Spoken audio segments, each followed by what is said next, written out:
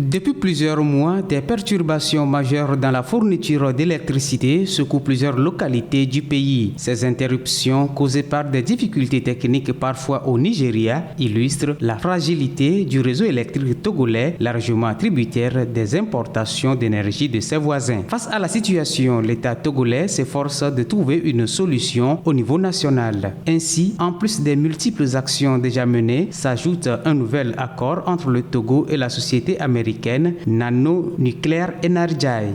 En effet, il s'agit d'un accord pour la production d'électricité à la base de micro-réacteurs nucléaires. Il s'agit d'une technologie novatrice et prometteuse selon les autorités et cela se présente comme une solution idéale pour renforcer la capacité de production électrique du Togo, répondant ainsi aux besoins énergétiques croissants du pays. Rappelons que le taux d'accès à l'électricité estimé dans le pays est de 68% à la fin de l'année 2023. Le pays ambitionne d'atteindre la couverture universelle d'ici 2030. Le ministère de la Sécurité et de la Protection civile réitère l'interdiction de l'importation, de la vente et de l'usage des pétards ainsi que des feux d'artifice assimilés sur l'ensemble du territoire.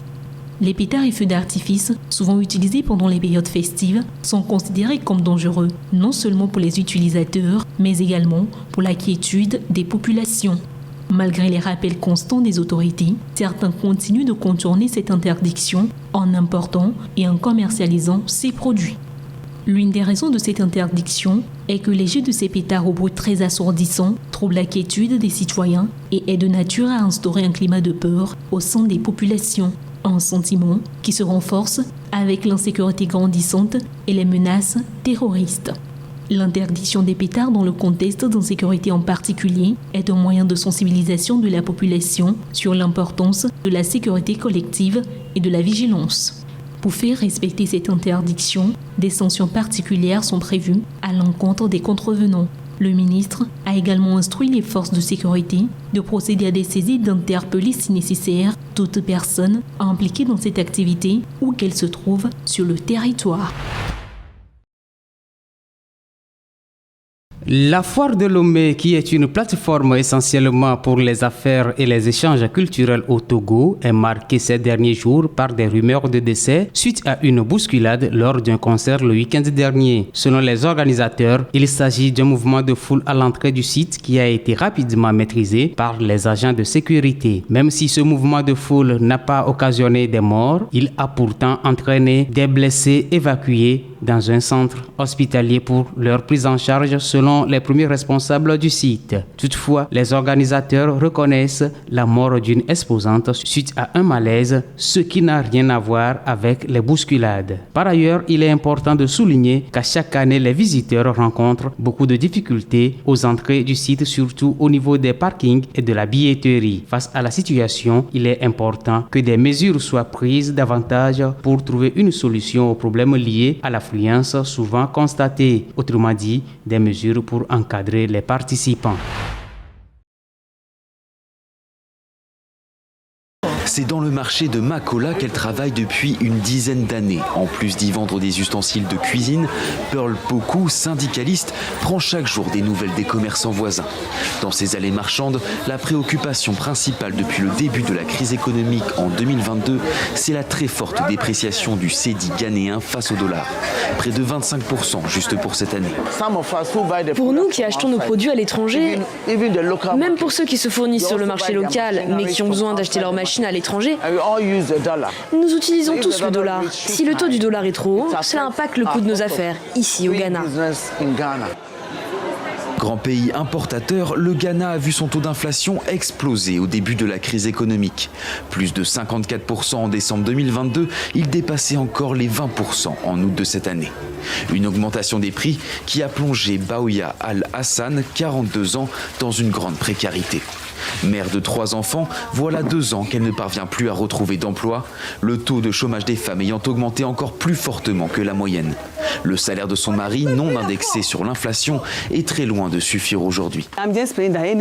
Je prie juste pour que la prochaine personne qui arrive au pouvoir fasse en sorte que les choses changent pour moi.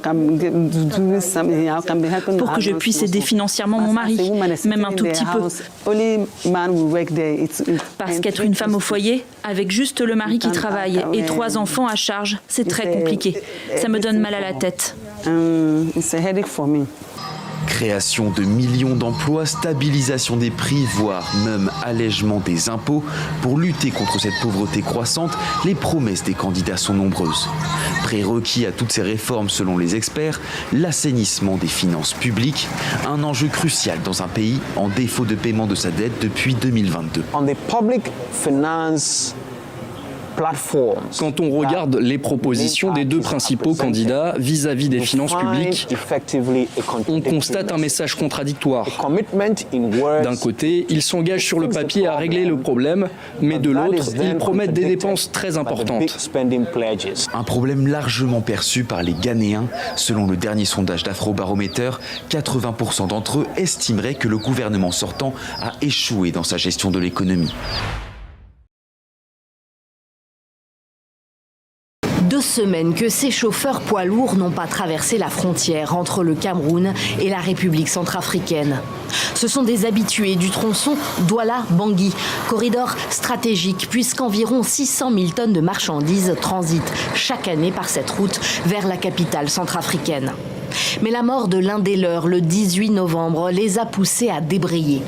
Selon le jeune homme qui l'accompagnait, Mohamedou Awalou a été abattu à bout portant par un mercenaire de la milice russe Wagner. Avant le moment des Burundais et le MINUSCA, il n'y avait même pas ça. On s'entend bien. Et à l'arrivée des Wagner, là, on tape le chauffeur chaque jour, on tue le chauffeur, on tire. Beaucoup sont blessés. Et ils ont recommencé de tuer encore. Ça ne va pas. Les Wagner nous dérangent trop. Nous subissons beaucoup de problèmes.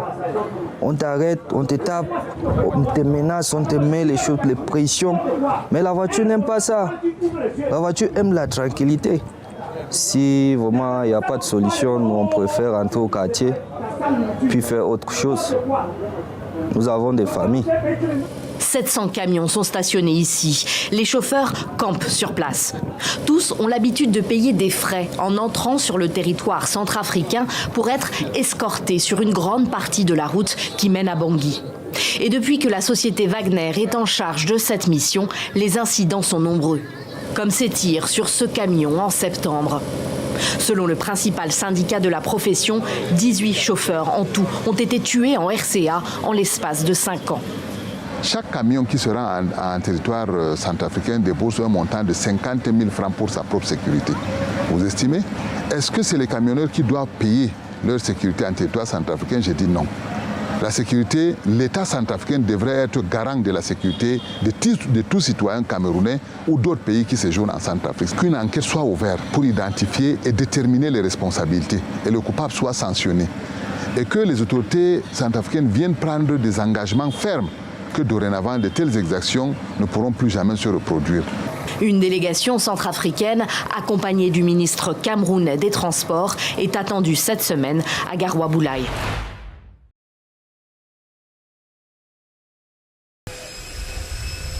L'avion du président américain Joe Biden a fait une dernière escale en Angola, au port de Lobito. Sur le tarmac, il a été reçu par son homologue angolais Joao Lourenço. D'autres dirigeants de la région sont venus à sa rencontre, tels que le président de la République démocratique du Congo, Félix Tshisekedi, ou encore le président zambien Hakainde Hichilema. En visite en Angola du 2 au 4 décembre, le président américain espère concrétiser un ambitieux projet de ligne de chemin de fer censé relier l'Atlantique à l'océan Indien.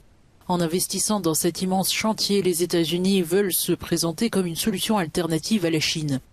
Ce projet ferroviaire nommé Corridor de Lobito consiste à réhabiliter 1300 km de voies ferrées entre l'Angola, la Zambie et la République démocratique du Congo.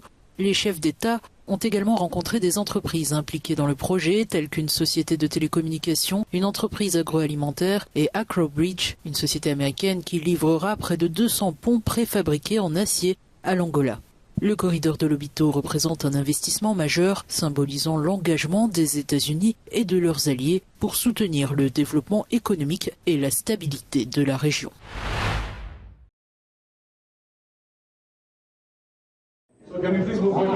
La Namibie a élu sa première femme présidente, Netumbo Nandi-Ndaitwah.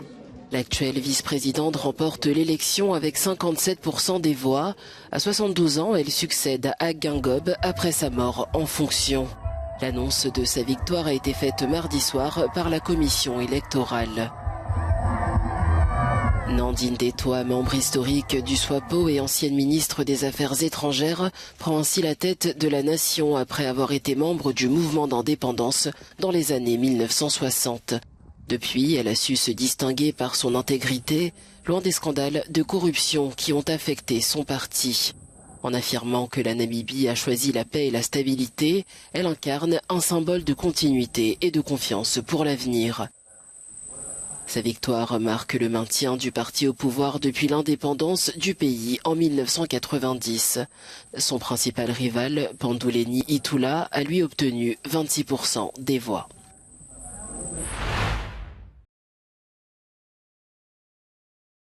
Après plusieurs jours d'échanges, Cristiano accepte enfin de nous parler, de nous raconter son expérience dans l'univers du business des drogues dures. Ce père de famille de Soweto, dans la banlieue de Johannesburg, est dealer depuis le Covid-19. Ça, c'est 1,30 €. Ça, c'est une dose entière. Quand c'est la moitié, je la vends à 1 €. Quand c'est entier, c'est 2 €. Dans ce monde de la drogue, chacun a sa spécialité. Cristiano, lui, vend de la méthamphétamine et de l'héroïne, les deux drogues dures les plus consommées en ce moment à Soweto, avec une chaîne de distribution bien rodée. Il y a des intermédiaires qui vous emmènent dans certains endroits. Au début, ils vont acheter les produits pour vous et vous les apporter. Après un certain temps, ils vous emmènent voir le fournisseur et vous finissez par appeler ce gars-là directement pour vous organiser. Ces gars-là sont dangereux. Ils ne sont pas d'ici. Ils sont mexicains. On ne joue pas avec eux. Ces drogues dures séduisent de plus en plus de jeunes Sud-Africains. En laissant de côté la marijuana, ils commencent à consommer surtout de la méthamphétamine. Mexique, mais aussi Afghanistan. Si une partie de la drogue est importée, depuis un moment, il y a aussi une importante fabrication locale. Résultat, les prix de ces substances illégales ont chuté et sont aujourd'hui en vogue dans les écoles. C'est devenu très dangereux parce que maintenant ces substances s'introduisent dans les lycées et cela devient hors de contrôle. Cela devient normal comme l'herbe et les cigarettes, mais si tu fumes de la méthamphétamine au lycée, tu ne peux plus étudier. Face au ravage de la drogue, le gouvernement tente d'agir. Plus de 30 laboratoires producteurs de drogue dure fermés en un an par la police sud-africaine. Selon l'ONU, l'Afrique du Sud est devenue désormais une plaque tournante du trafic de drogue international. Nous recueillons des renseignements et nous détruisons ces laboratoires de drogue. Et bien sûr, nous nous occupons des dealers arrêtés dans plusieurs régions de notre pays. À l'aéroport international de Johannesburg, nous avons récemment arrêté 14 mules qui venaient d'Amérique du Sud et passaient évidemment par différentes routes. Certaines directes, d'autres via d'autres pays. La consommation augmente et les demandes dans les centres de désintoxication aussi. Selon les associations de prévention de l'addiction, dans la seule région de Johannesburg, au moins 35 000 personnes sont en attente pour voir un médecin. Les personnels de beaucoup de centres sont aujourd'hui débordés. Ce centre gère actuellement une centaine de patients, parfois avec les moyens du bord, car le gouvernement et la région de Johannesburg ont limité leur financement aux établissements de désintoxication, selon cette assistante sociale. Le nombre de personnes accros est en hausse dans les townships. Même si elles veulent venir ici, on est plein. Les autorités nous financent encore, mais pas comme on le souhaiterait. Car même s'il y a des financements, il y a des restrictions sur ce que nous pouvons acheter et sur comment nous pouvons utiliser l'argent. En 2019, l'Afrique du Sud avait lancé un programme national de lutte contre le trafic de drogue s'étendant jusqu'à cette année. Le pays avait mis l'accent sur le combat du crime organisé et la prise en charge des accros aux drogues. Un programme sous-financé qui n'a pas réussi à contrer la vague actuelle de stupéfiants qui circulent dans le pays.